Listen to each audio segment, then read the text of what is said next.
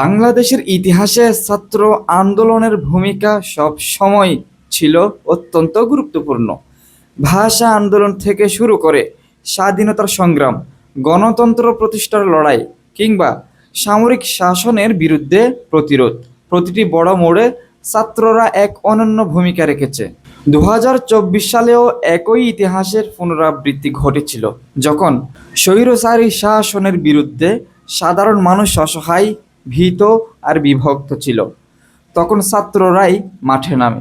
তারা তাদের প্রাণের ঝুঁকি নিয়ে, বুকের রক্ত ঝরিয়ে, পুলিশি নির্যাতন সহ্য করে এবং প্রতিদিন মৃত্যুর মুখোমুখি হয়ে দেশের মানুষকে আশার আলো দেখিয়েছিল।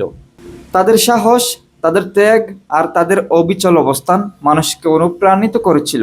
সাধারণ মানুষ রাস্তায় নেমে এসেছিল, কর্মচারীরা অফিস থেকে বেরিয়ে এসেছিল, দোকানদাররা ব্যবসা বন্ধ করে মিছিলের সঙ্গে যোগ দিয়েছিল।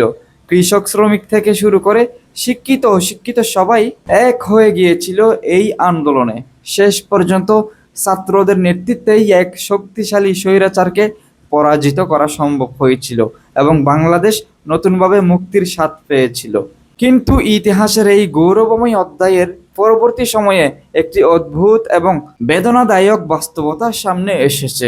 যেসব ছাত্রদের মানুষ চোখের জলে, করতালিতে আর ভালোবাসায় বরণ করেছিল, কিছু সময়ের মধ্যে সেই ছাত্রদের প্রতি মানুষের বিরক্তি, হতাশা আর ক্ষোভ জমতে শুরু করে। মানুষ ধীরে ধীরে প্রশ্ন তুলতে থাকে, এই ছাত্ররা কি সত্যিই দেশের জন্য কাজ করছে নাকি নিজের ক্ষমতার জন্য লড়ছে? তারা কি জনগণের আশা পূরণের জন্য মাঠে ছিল নাকি নিজেদের ভবিষ্যৎ রাজনীতির রাস্তা প্রশস্ত করার জন্য ছিল? এখান থেকেই শুরু হয় জনসমর্থন হারানোর প্রক্রিয়া। কারণটা বোঝার জন্য আমাদের প্রথমে বুঝতে হবে জনমানুষ কেমনভাবে কাজ করছে। যখন দমন পীড়নের শিকার হয়, তখন যারা মুক্তির ডাক দেয় তারা মুহূর্তেই মানুষের চোখে নায়ক হয়ে ওঠে।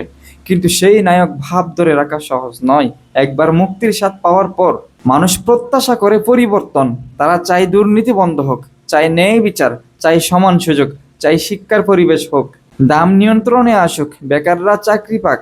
এই সবই জনগণের বাস্তব দাবি।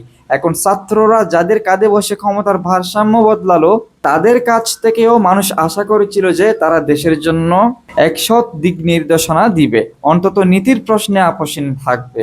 কিন্তু আন্দোলন শেষ হতেই দেখা গেল ছাত্র নেতাদের মধ্যে ভাঙন, দলে দলে ভাগ হয়ে যাওয়া, কে কোন দলে যাবে সেই নিয়ে দ্বন্দ্ব। যারা রাস্তায় একই পতাকা নিয়ে লড়েছিল, তারা হঠাৎ করে আলাদা শিবিরে দাঁড়িয়ে গেল। সাধারণ মানুষ তখন বিভ্রান্ত হয়ে পড়ল। তারা ভাবলো, এরা কি সত্যিই দেশের জন্য লড়েছিল নাকি বড় কোনো দলের ছত্রছায়ায় নিজের ভবিষ্যৎ সাজানোর জন্য?